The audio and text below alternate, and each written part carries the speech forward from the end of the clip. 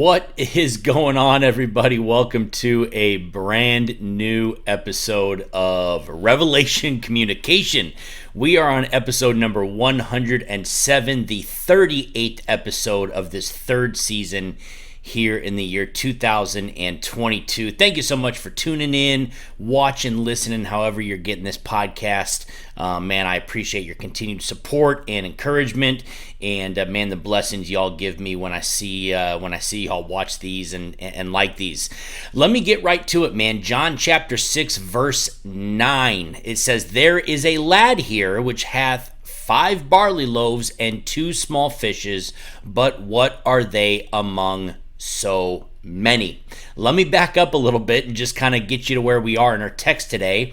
There were multitudes that had been following Jesus. It was near evening, near supper time, and man, there was 5,000 plus people that had been following Jesus. And he initially asked Philip, basically, what are we going to do? How are we going to feed these people? And, Philip's response was, really to throw money at it, but it wasn't enough money to certainly feed the multitudes that were there. And Andrew chimes in, and that's where we get to verse number 9 here in the 6th chapter of John. Andrew says, "Hey, we've got this young boy, he's got 5 barley loaves." And listen, I'm not talking about a loaf of bread. I mean, these were probably little sandwich size, like ciabatta buns that he had, and a couple of small fishes. But then even Philip says, what are they among so many? I mean, what are these few things among so many? And this past Sunday, I was blessed to be able to start John chapter 6, and was able to preach actually on this miracle, the miracle of the feeding of the 5,000 that Jesus performed with just 5 loaves and 2 fishes. But the one thing that's stuck with me is the fact that God used this small amount of food and fed thousands of people with it. What an amazing miracle. Jesus did a lot of great miracles, man. He healed the sick and the lame, the blind, the deaf. He cast out demons, man, from people. He brought Lazarus back from the dead. But man, no other miracle, at least during Jesus' earthly ministry, was performed on such a grand scale as the miracle of the feeding of the 5,000. And really, why that's such a big miracle is because he used next to nothing. I mean, think about it. On the grand scale of things, what is, and listen, Andrew even said this, what is 5 loaves and 2 fishes amongst so many people? I've struggled, man, personally, for years with this idea that God can use me. Why? Because after all, what do I have to offer or bring to the table? It's not a whole lot. I don't have riches. I don't have wealth. I don't have any education on paper that men would look for.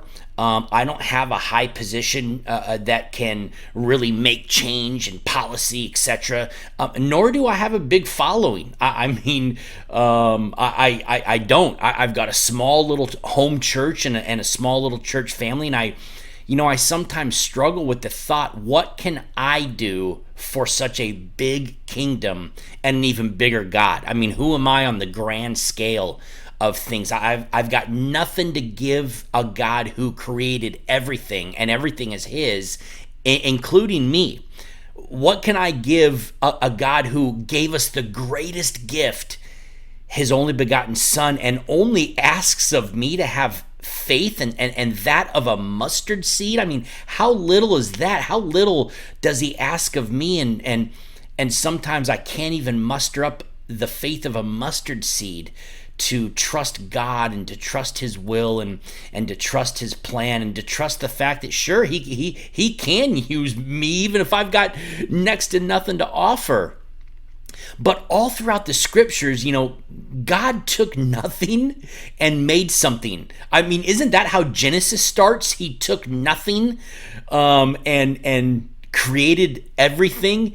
From nothing, he created the heavens and the earth and the stars, the moon and the sun. Didn't he form man from dust? Didn't he take just one rib from man to form woman? He took a stutterer and led a nation out of captivity. He took the youngest of the family, a small little runt named David, and not only defeated the most feared giant in the land at that time, but made him king over all Israel. He took a disobedient prophet and used him to lead arguably the largest revival in the scriptures. He took fishermen and tax collectors, unlearned men, and used them to start the New Testament church. He took a murderer and a persecutor and brought the church to the Gentiles, fulfilling what he told Abraham thousands of years earlier, that he would be a father of many nations and that all the world would be blessed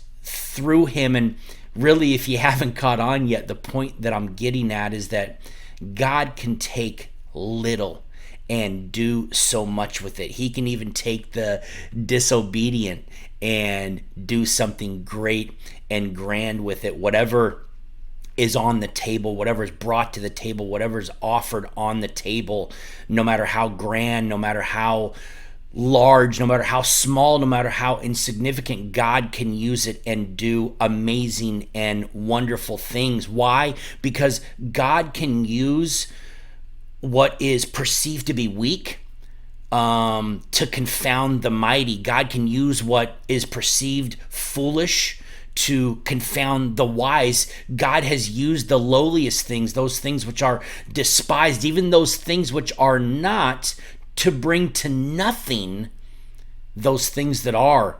And so what does this mean for you and me? You might not have a whole lot to bring to the table, folks. But what you do have, coupled with a willing heart to serve the Lord, can be used to do things that no one ever imagined possible. Listen, I am a walking, breathing testimony that God has taken something small and insignificant. I had nothing to offer, no education, no background, and God used me to start a church. I never thought this was possible, that I would be pastoring my own church, let alone starting the church that God has asked me to pastor. Again, things that no one could have imagined possible. Don't doubt that you don't have this or you don't have that, so how can I serve the Lord? Listen, myself included, and I'm sure you have said, well, I don't have this, I don't have that. How can I serve the Lord? How can I be a blessing to the Lord if I don't have this or if I don't have that? The problem is that we look at what other people are bringing to the table. We look at maybe what other people are doing and how other people are serving with what they have, and we tend to compare ourselves with those people. Well, man, if I want to serve like so and so, that means I've got to have this, that, or the other to do it, but I don't, so how can I serve? That's not how God operates. God doesn't care what little Johnny has compared to what you have. He doesn't care about what little Susie has compared to what he's given you. Whatever it is that God has given you, however small and insignificant, however great and grand that it may be, use it to serve and honor and glorify the Lord. Don't worry about how and what and when, where, why. Other people are using what God has given them to serve the Lord. Use what God has given you to bless him and to serve him and to honor him. Take what God has given you, again, no matter how big or how small, no matter how significant or how insignificant you may think it is, no matter what you think it is, a little or a lot, take it and serve the Lord with it. That's what he would have of us. Micah 6:8 tells us what the Lord requires of us. It says to do justly, to love mercy, and to walk humbly with our God. Could you imagine the things he can do with those who would just simply follow the blueprint for obedience? Remember, obedience always brings blessings. And if you want to be blessed, I'm telling you, use what God has given you. no matter how small and insignificant you may perceive it is. Use what God has given you to do justly, to love mercy, and to walk humbly with your God. It doesn't matter how small it is, by the way. Why? Because we serve a big God. And clearly, He can take the small things like 5 loaves and 2 fishes and bless thousands of people with it. And what does He require? Man, just have a little bit of faith. The faith of a mustard seed. And God said, you can tell this mountain to move from one place to the next, and it will be so. Hey, listen, real quick, man, before I let you go, don't forget Wednesday night, our Bible study takes place at 7 p.m. right here at Revelation Church. We're jumping into our second week looking at the book of Esther. Last week was such a blessing, and I can't wait to get back to it. And don't forget our Sunday morning worship service. Man, if y'all don't have a church family, man, if you would allow me, I'd love to be a blessing to you through our Sunday morning worship service at 10 a.m. right here at Revelation Church. Also, man, something new I wanted to mention.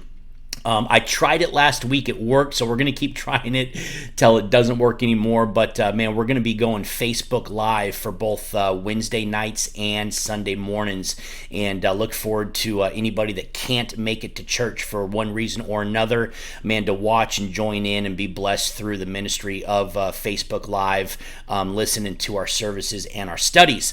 You can find all the links to our podcast, sermons, studies, as well as the links to all our social media pages, including Facebook, by heading to our website, www.revchurchcv.com. And finally, if you do not know Jesus Christ today as your personal Lord and Savior, and you want to receive more information on what you need to do, or if I can just pray for you, please head back on over to our website. Again, that address is www.revchurchcv.com. Scroll all the way to the bottom. You're going to find my contact information, or you can just leave me a message. Thank you so much for tuning in today.